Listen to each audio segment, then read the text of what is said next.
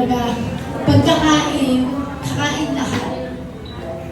And lumaki din ako talaga na nakita ko talaga kung gaano yung iba po talaga siguro pagpanganay. Kasi nakikita ko din sa kanya yung ate kong panganay. Talagang yung mga panganay, merong honor and ang laki-laki ng love na ibinibigay sa kanila talaga ng Lord. Iba sila magmahal, yung mga panganay. So, saludo ako sa lahat ng panganay. And natutuwa ako sa buhay ni nanay kasi talagang sabi nga, ano bang iiwan natin sa mundo? Diba? What is the legacy na pwede mong iwan sa mundo? So, sa lahat ng narinig natin, ang legacy niya talaga is siya yung nanay.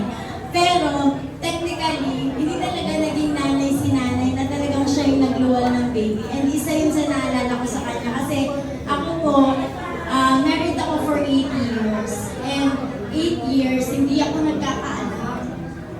So, nagkakaanak ako pero nalalaglagan ako namin. Parang 3 times ako na miscarriage.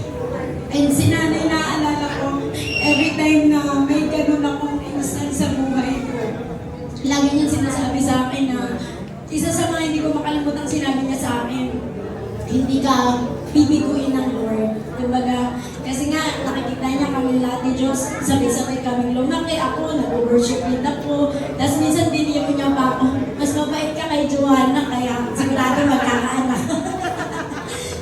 So, yung mga ganun ni nanay.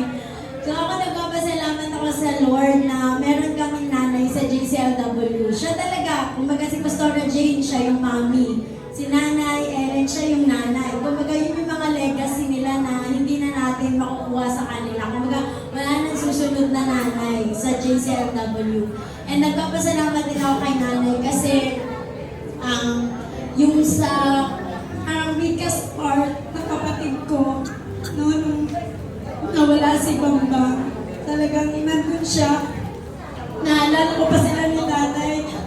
Parang susunduin nila si Inaday dun sa bahay namin.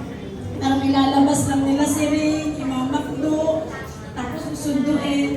So talagang napaka-selfless nilang mag-asawa.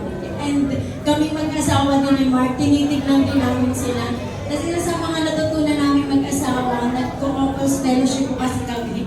Sabi ni nanay, kahit ano daw mangyari, kahit anong away nila ni tatay, hindi pwedeng hindi sila kakain ng sabay. So, yung tumatak sa isip namin, Mark, isa siya sa naging mantra ng marriage namin ngayon na kahit anong mangyari, kahit nag-aaway kami ni Mark, kailangan sabay kami kakain. So, natutuwa ako kay Lord na talagang sila ni tatay, naging part din sila ng family namin because of Bambang, because of Tita Inday, because of Rain, and nagpapasalamat kami kay Lord. We honor the Lord for their lives talaga. And ano man yung mangyari, mananatili si nanay sa puso namin, and magkakasama na sila nila Tito Bambang sa taas. At isa pa po, nagpapasalamat din ako sa Lord for giving me opportunity na makilala si nanay. Actually, nung nabuntis